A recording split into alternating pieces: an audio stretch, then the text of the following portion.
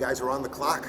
How many more days till Super Bowl here in Arizona? We are on the clock, and I have to tell you, I keep it close here on my phone. So I've got my countdown clock, which is, 360 something days, but it greets me every morning when I wake up. That's great. So it's been a whirlwind tour, I would assume, for you since you've gotten to LA. What have you done? Well, we spent a couple days really just observing all the operations around Super Bowl 56. And so that starts from when you step off the airplane and, what's that experience as a fan when you're arriving in Los Angeles to experience your Super Bowl. And then looking at transportation, looking at traffic control, and then really looking at all the fan and partner experiences and the media experience as well. What is the biggest issue that you need to be able to translate from what's going on here in LA into what might be happening in Phoenix next year? Sure. So Arizona is so well versed in hosting major events, right? This is going to be our fourth Super Bowl. And so we know how to do it, but we also know, in what we're seeing in Los Angeles, this event gets bigger and bigger each year.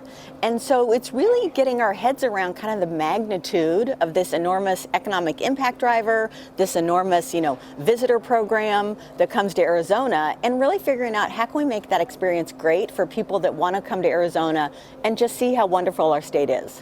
Do you have like a to-do list of things that you need to be looking at and checking out, and what would be like at the top of it? It's a long list, to be frank, but we really bucket the work into operations, to events, to public safety, to social responsibility and the community impact programs that we'll do. And then, of course, there's everything that happens on game day and around the stadium. But for us, it's really that year leading up to the Super Bowl and how we maximize it for Arizona. And so we did meet with the Los Angeles Super Bowl host committee, yesterday, and other future host committees. And we talk about, what went well, what are things that you would have done differently. And so those are great learnings for us to take back to Arizona. So what lessons did you learn from that conversation with them? What didn't work for them, or what would they have done differently? I think with all these things, just the more you can plan it in advance and get your partners involved in advance and get that game plan lined out. And what I think Los Angeles would say is, they did a great job of all that planning, and then they had the hiccup of COVID, right? And then that turns into a lot of different contingency plans. And so with all major events, you just need to have those contingency plans. So I think what they learned was their community was incredibly engaged, incredibly excited, and we need to figure out how we take that energy back to Arizona and kind of also embrace that over the next 364 days. Now, something like the contingency plans for something like a COVID, right. it's still here. We don't know when it's going to go away. Right. Is that like in the back of your mind that you need to somehow have a plan for that in the event that it's still an issue a year from now? With all these major events, you always need to be nimble and have those potential plan A, plan B, plan C. And so, of course, COVID or some variant is in the back of our minds. None of us can really take that off the concern list or the challenge list. But we also need to see how it plays out. Arizona has handled that all very well. And so we'll work with our local stakeholders to just figure out what those plans are. The host committee is really the catalyst to bring our stakeholders together in Arizona, and we solve all those issues and challenges and opportunities together. When you look at the economic impact of a Super Bowl into a city, what are the areas that are impacted the most? So the economic impact, when we look back at 2015, ASU did a study that measured it at $719 million of economic impact. So that measures really the week, if you will, and 10 days leading up to the game day, and then just a short tail afterwards. So the economic impact then has a longer tail because we've introduced all those people to Arizona. They're going to come back on vacation, and so we aren't measuring that. They're going to come back and potentially move their company there or expand their company there, buy a second home. All those things lead into the economic impact. The other program we're doing this year is Business Connect. and that is a diversity supplier program where for the next year we'll work with minority-owned businesses, women-owned businesses, LGBTQ businesses, veteran-owned businesses, and introduce them to potential Super Bowl contracts. So that's real economic activity, its impact, but then it also kind of elevates their game for the future.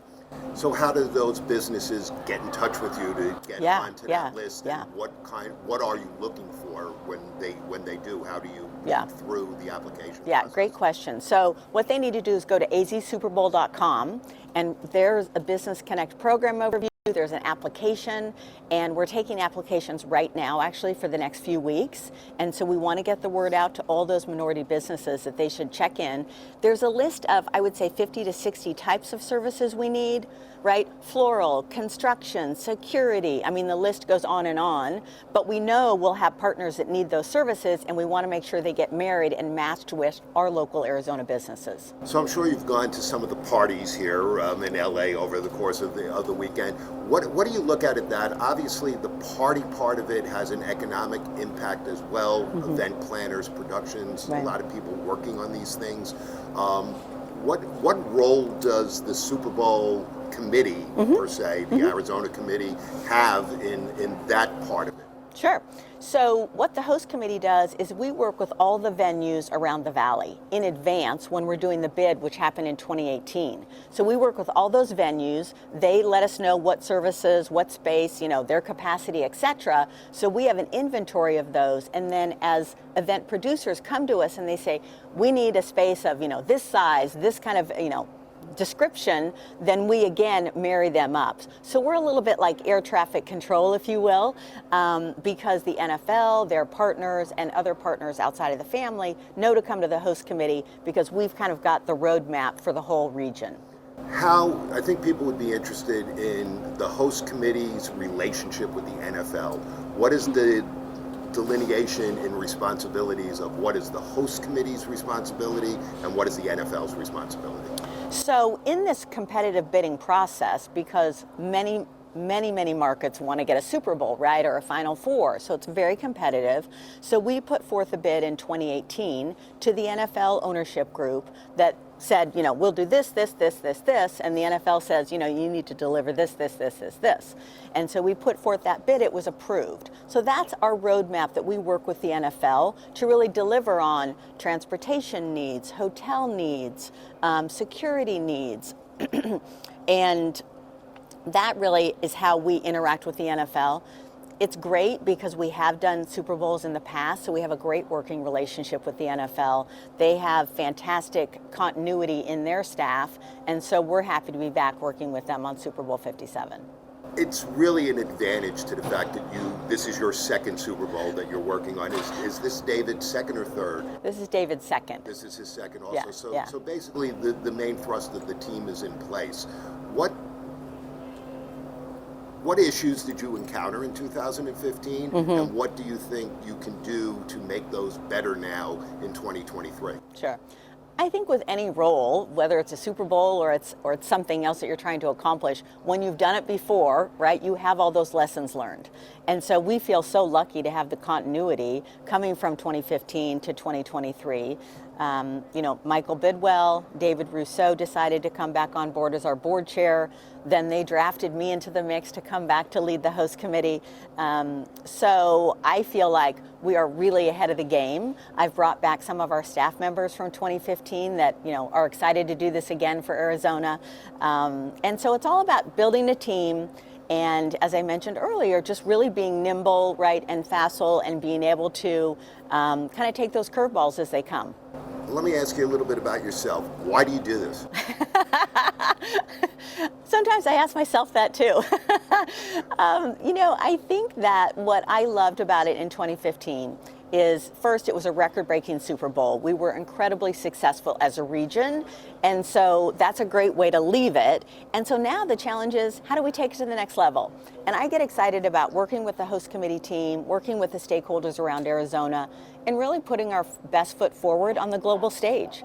and showing people what a great place Arizona is. Again, whether you're going to come to the Super Bowl or you're going to live there, you're going to come on vacation, or you're going to do business. I mean, it's just, it's like the land of opportunity, right? There's just, there's so many great things about it, and I love showcasing it. What role does Michael Bidwell and the Cardinals play in this whole scenario? Besides the fact that we want them to have their team in the Super Bowl. I know, right? Wouldn't that be fantastic? 3 years in a row. So we are cheering for our Cardinals. So Michael Bidwell, the Bidwell family, I mean, has been so amazing in terms of bringing the Cardinals to Arizona and just all that they've done for our community, right? They put the spotlight on Arizona with the NFL. And so Michael and the Cardinals are really the host team, right, around the Super Bowl. And so we work closely with them. They've also got a team to run, right, and a job to do with the Cardinals. And so we focus, and my professional staff focuses on really activating and implementing Super Bowl. So 5 or 6 years ago, when the Super Bowl was there, 7 years ago, whatever it's going to end up being, you had Block 23, which now we can go and get food. Exactly. We can go to Blanco Tacos. There, exactly. Right? Exactly. What kind of main event area are you thinking about? You may not have it planned yet, but what are you looking at as being the main staging area for the Super Bowl? Yeah, sure. So in 2015, we had this vision, as you said, for Super Bowl Central, which was on Block 23. It was a parking lot in downtown Phoenix, and it was right, next to the convention center, so it was perfect. Because in the convention center, we will see Super Bowl Experience, which is an amazing activation for fans and friends and family to come down. And so we had this vision of an outdoor free fan campus. And everyone kind of said, okay, sounds good. And then literally, like when we put it all together and everybody, came down to it, was over 1 million people, it blew people away. And they got to see downtown Phoenix in a completely different light than I think everyone's expectations from a visitor standpoint. So now, as we look to 2023, we are again looking for, an alternative to how can we have a free fan campus. Because the thing about Super Bowls, we want, everyone in Arizona, as well as the 120,000 visitors, to have their Super Bowl experience, right? And to have their memories of, I got to take, part in it. So we're looking at where we might do that free fan campus so that we can have that epicenter of activity in Phoenix, in addition to an amazing game day in Glendale, an amazing, events around Scottsdale and Tempe and Mesa. I mean, this is a complete regional effort. How do you spread the events around? Now, I remember, in the last Super Bowl, Glendale not completely happy with the fact that they, that they didn't have a lot of the activities there except for the game itself. So how, maybe lesson learned from that, how do you now spread it around to both the East and West Valley so that there's enough Super Bowl for everybody going around? Yeah, absolutely. And I think that's the point. There's a lot of sand in the sandbox for Super Bowl, right? There are, as you mentioned earlier, a lot of events. And so we have great relationships with Mayor Wires and the city manager, Kevin Phelps, in Glendale. They've been terrific partners. They've worked with their stakeholders on a lot of growth, a lot of upgrades at Westgate, which is right next to the stadium. So there's a lot going on out there. And so we have a great partnership, right? And game day is a really big deal. Let's not underestimate how big game day is. And again, the weeks leading up to game day, the whole stadium area gets built out. So there's a lot of activity out there, a lot of hotels, right? A lot of restaurants being used by folks that are on the ground for a month building Super Bowl out.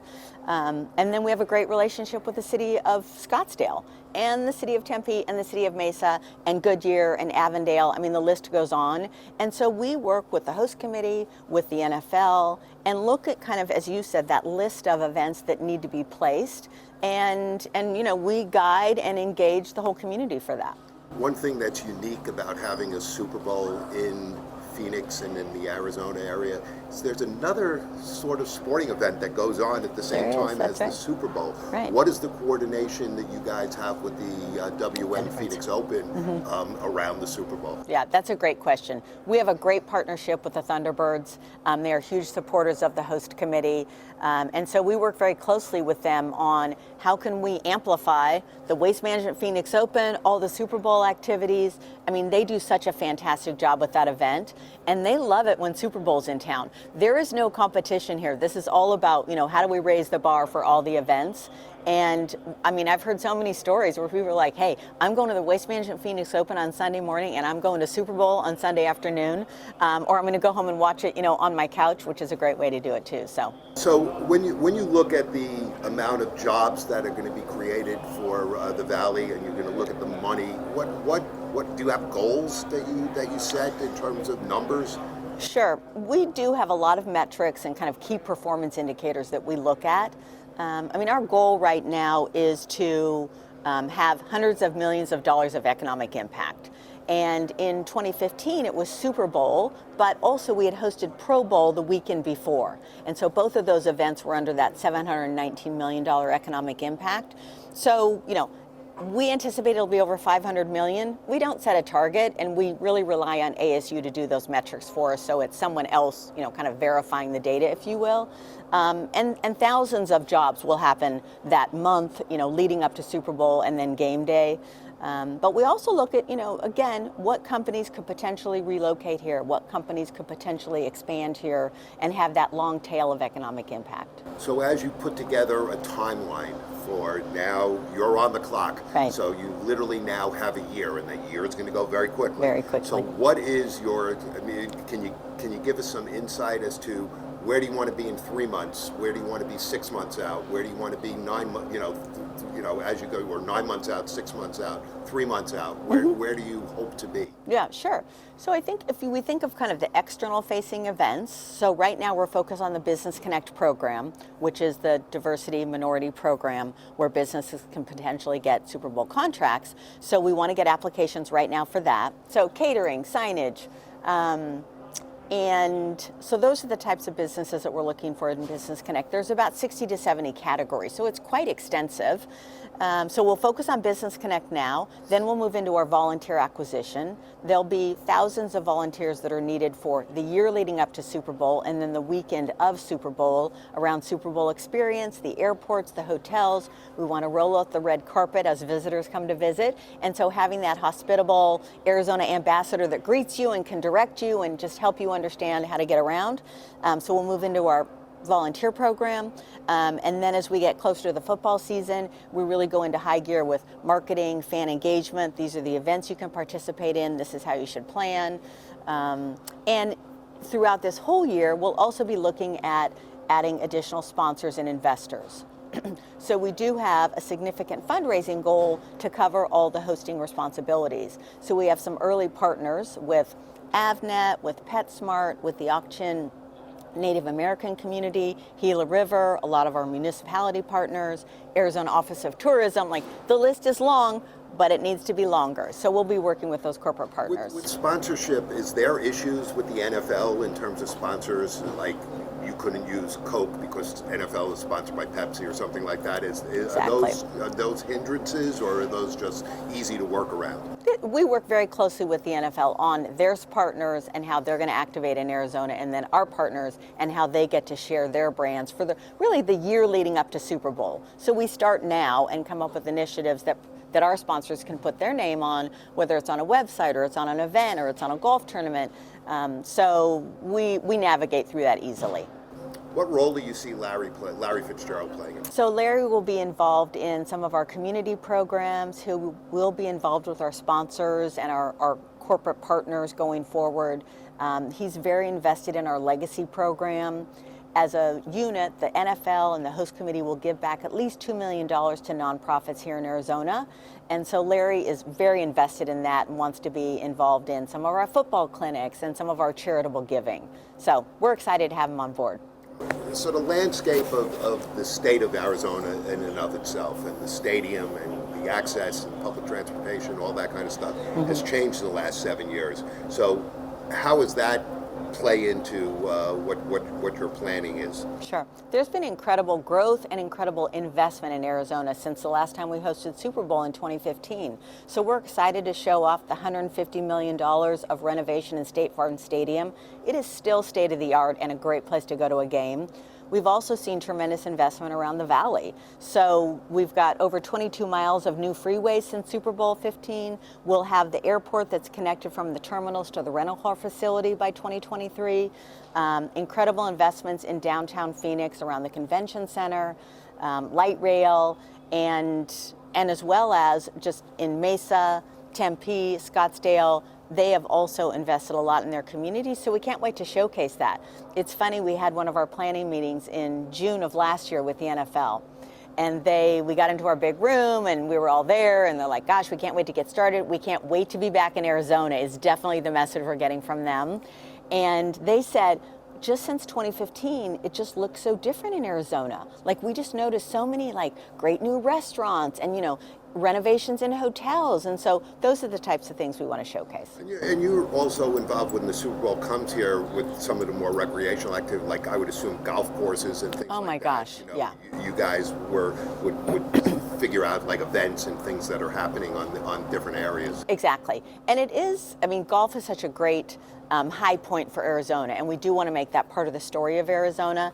And so we will we'll showcase the golf courses, but we'll also want to make sure that people are bookending their Super Bowl travel with Arizona travel, right? People have told me so many times, I love to go to Sedona after the Super Bowl.